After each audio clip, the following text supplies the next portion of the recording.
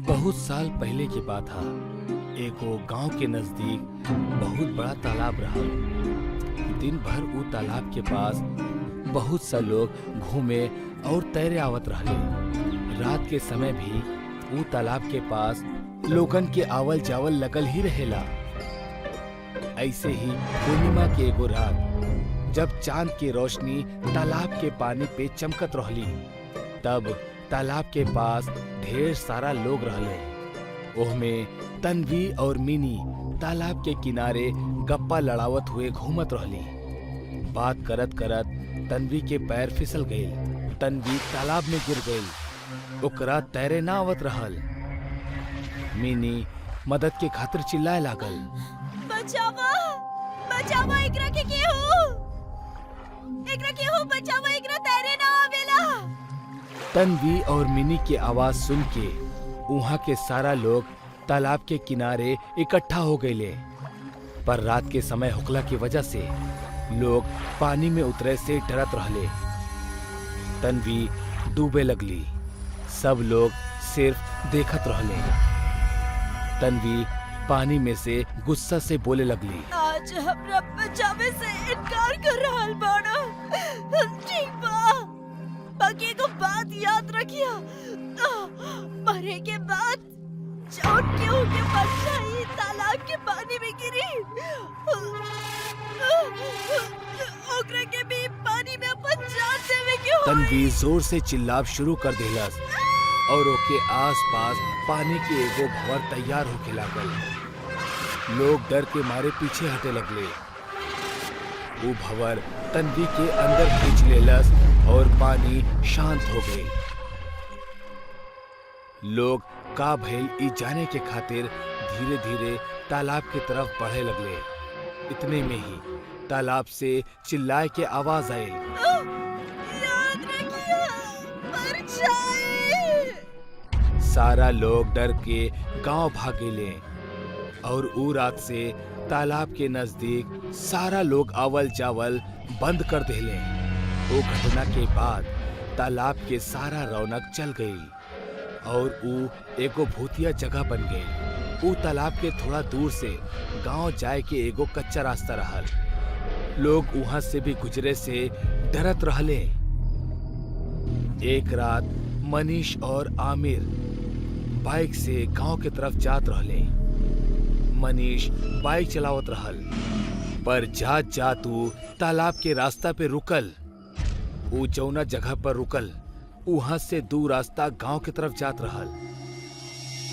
अरे भाई रुक काहे गेला? चल तालाब के रास्ता से।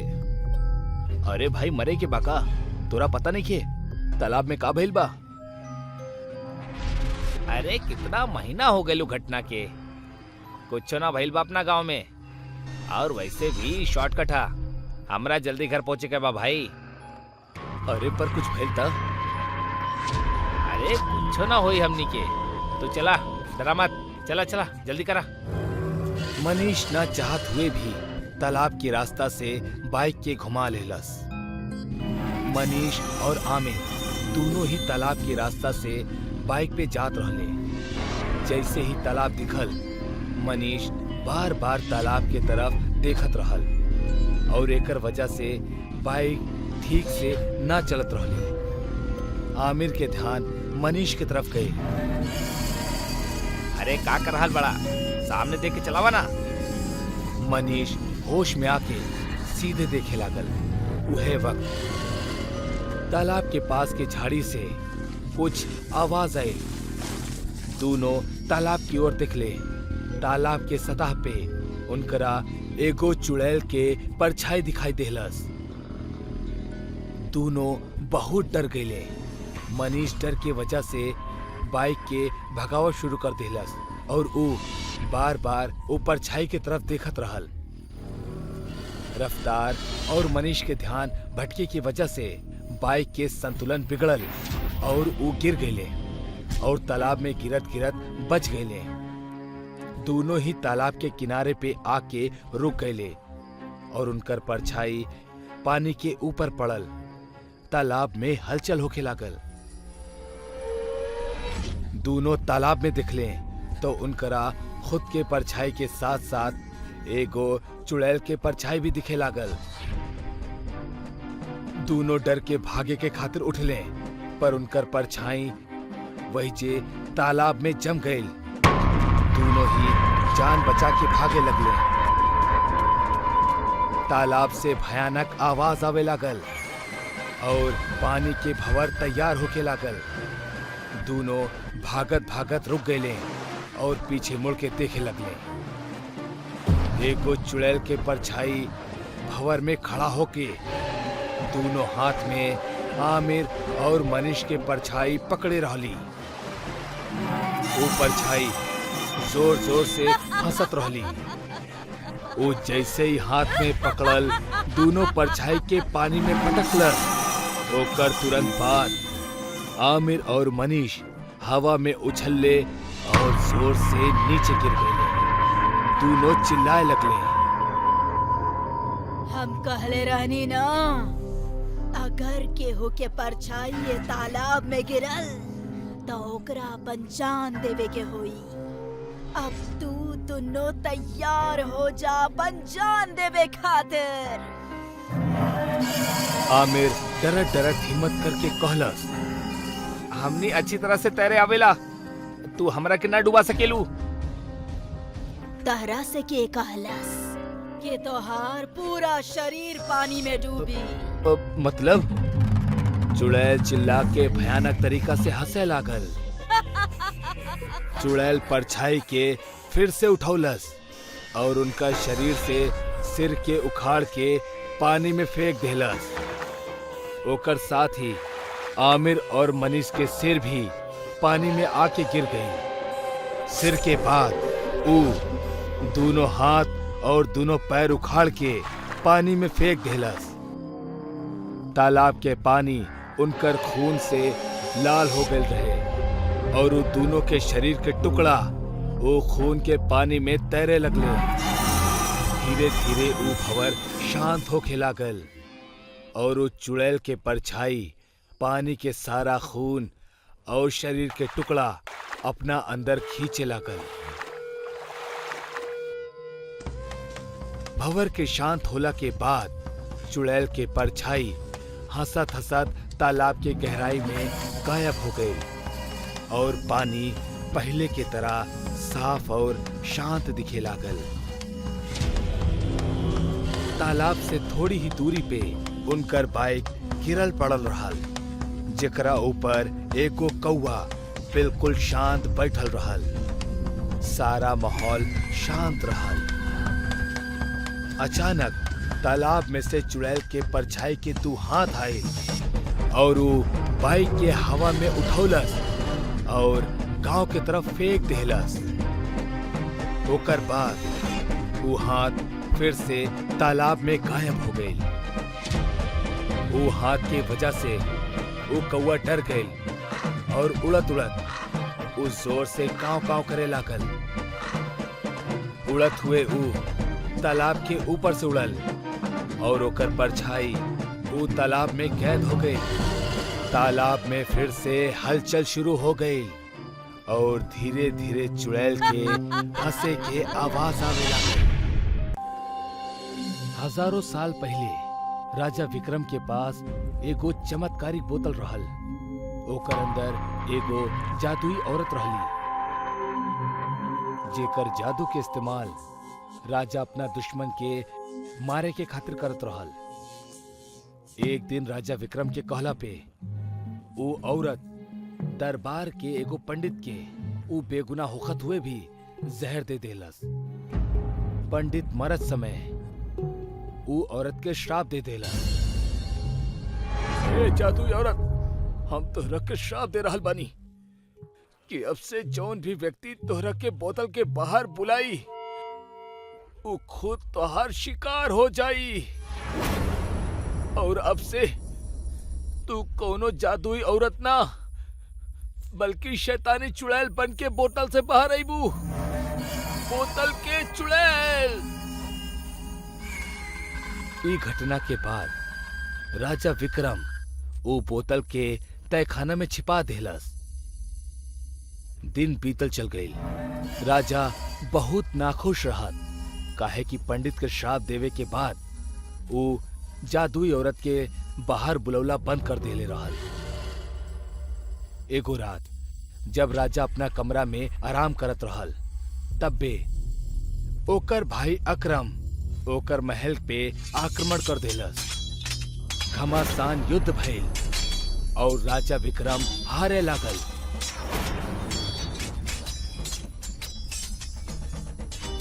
अब ओकरा से रहा न गइल और वो बोतल ढूंढे खातिर तहखाना के तरफ भागे लागल।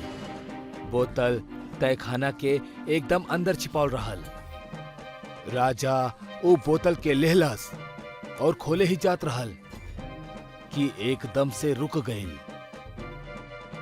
ओकरा पंडित के श्राप याद आ गइल और वो डर गइल। पर थोड़ी देर बाद वो हिम्मत के वो बोतल खोले के तय कैलस। वो एगो हाथ में बोतल पकड़लस और दूसरा हाथ से बोतल के मुंह पे मारे लागल। कुछ ही देर बाद बोतल में हलचल शुरू हो गई।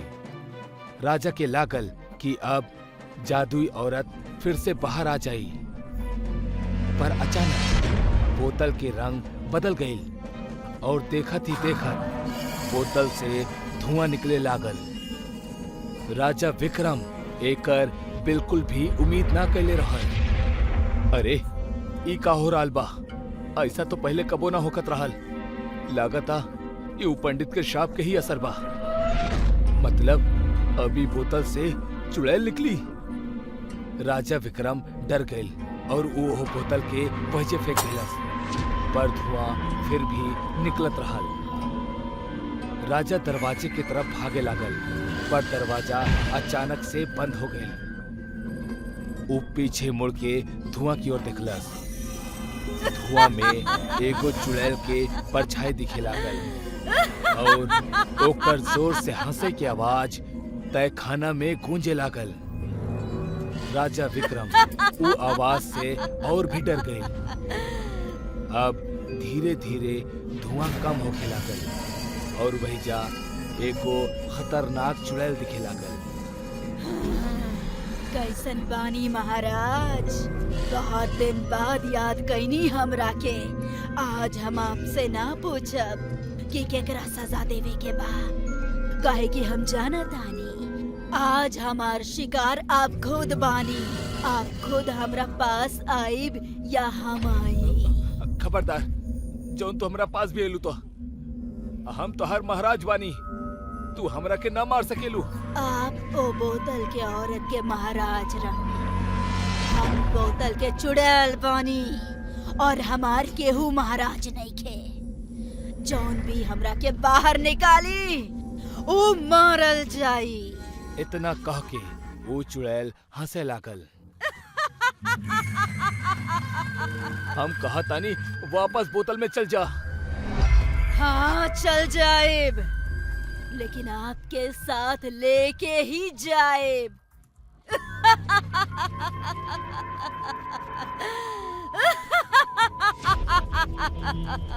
चुड़ैल एकदम से राजा के पास गई और अपना हाथ से ओकरा जकड़ लेलस। राजा निकले के बहुत कोशिश कैलस, पर वो निकल ना पाई। चुड़ैल फिर से धुआं बन गई और राजा के लेके वो बोतल में चल गई। बोतल पहले जैसे होके वही जे तहखाना में पड़ल रहली। बाहर दरबार में अकरम के नया राजा घोषित कर दिहल गई। राजा विक्रम ही राज्य छोड़ के भाग गइल बा, काहे कि अगर वो ना भागत त निश्चित ही वो हमरा हाथ से मारा जाए। प्रधान जी, राज्य के प्रधान आगे आवेला। अब हम नया बोतल के देखल चाहतानी, जेकर मदद से विक्रम इतना लड़ाई जितले बा। हम जादुई औरत के करिश्मा देखल चाहतानी। महाराज, वो बोतल के श्राप दिहल गइल बा। जे केहू भी वो बोतल के खोली वो चुड़ैल के हाथ से मारल जाई। ये जरूर झूठ बोल रहल बा। ये ना चाहता कि हम वो बोतल के देखें। हम कुछ ना सुनल चाहता नहीं। जा और बोतल लेके आवा। प्रधान दू सैनिक के इशारा कैलस और वो तुरंत जाके तहखाना से बोतल लेके अले। सैनिक प्रधान के हाथ में बोतल देलस और प्रधान राजा अकरम के। अकरम बोतल ध्यान से दिखलस और फिर से प्रधान के देत देत कहलस, बाहर निकला ओकरा। प्रधान डर गई और डरत डरत कहलस, क्षमा करी महाराज, लेकिन हम ना जानिला। राजा विक्रम हमनी के कबो ना बतौले। हम सब जानिला। ये सब तू लोगन के साजिश है ताकि हमरा जादुई औरत ना मिले, लेकिन हम एकरा लेके ही रहब। राजा अकरम गुस्सा में उठल और वो बोतल के जमीन पे जोर से फेंक देलस। दरबार के सब लोग डर गए। बोतल जमीन पे गिरे के कारण वो टूटे लागल और एकदम से फट गई। फटे के कारण उनमें से धुआं निकले लागल। ओकरा देख अकरम भी थोड़ा डर गई। पूरा दरबार में धुआं फैल गई और चुड़ैल के हंसे के आवाज आवे लागल।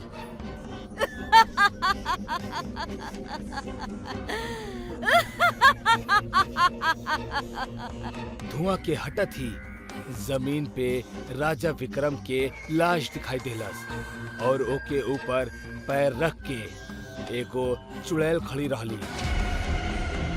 वो चुड़ैल के देख के दरबार के सब लोग डर गए और महल के बाहर भागे लगले।